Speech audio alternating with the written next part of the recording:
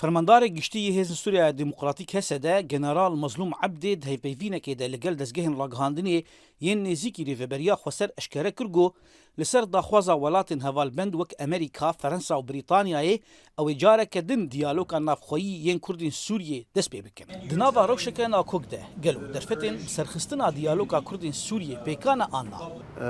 Ana daxwazî heye got ew mufawdatana daxwazin tên ji bo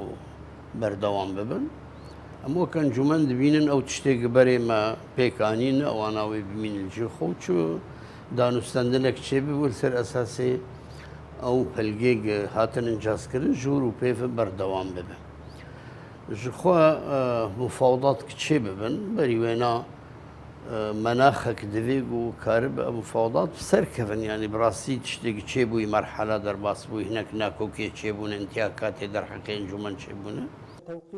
Di sala 2020 de careke din hevdîtinên dualî bi piştgiriya fermandarê Hesedê û nûnerê Amerîkayê lê Bakur û Jilatê Sûriyê dest pê kirbûn. Di encam de belgeyeke lehevkirinê li ser çend mijaran hat imzekirin. Lê belge û xalên wê tenê ser kaxezê man û rê li ber cîbicîkirina wê hat girtin. Mihemedê Musê endamê komîteya danûstandinan di nava peyênekê de piştrast dike ku ew amade ne ji bo destpêkirina danûstandinan. ما قلت امام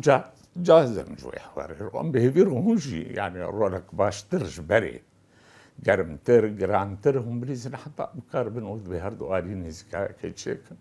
وبالتالي او قصدي وقصدي وعقباتي انا مقارن تذليل بكن وبالتالي تجاوز هوا بكن صوص دهن وما فهم كرجي انه انا كسيج تيتنا وده تخمين عمده يعني عزنا متاكدين مش بلكي روجي تيدجي مبعوث امريكي ويبيع بديتنا كمرشيك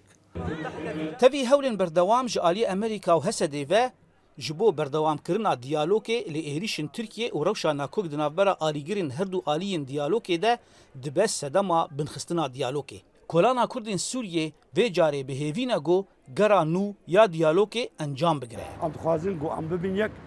nebin yek jî em navên xwe dewlet ticarî. Vêbiya me gelkî mezin e û miletê Kurd zû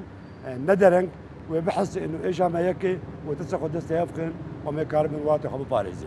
ام حقي خد خوازن دفي عرض ما خوين داي ما خويدان داي وما شهيدانين ما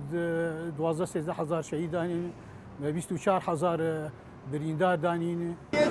هبونا انا کسی د ناوا ائتلاف اپوزیسیون سوریه ده لګوري چافدیران نزیکبونا به ترکیه را نشان ده لالیه کیدن هگر نزیکبونا انا کسی بریکا دیالوگ لګر ریوبریا خسر بیک وره د دریج بو درفتک اشتی نافبرا ریوبریا خسر او ترکیه دجی بکه و دمی امریکا و الهفکرنه ک دیروکی د نافبرا دو هوالبند خو ین هری دجمنین هف ترکی او ریوبریا خسر بیک بینه گلو و اف یک بیکام به برسفا ويجي دمهن ماي ين في صالي ده ويأشكر ببه زانا عمر دنجي أمريكا قامشلو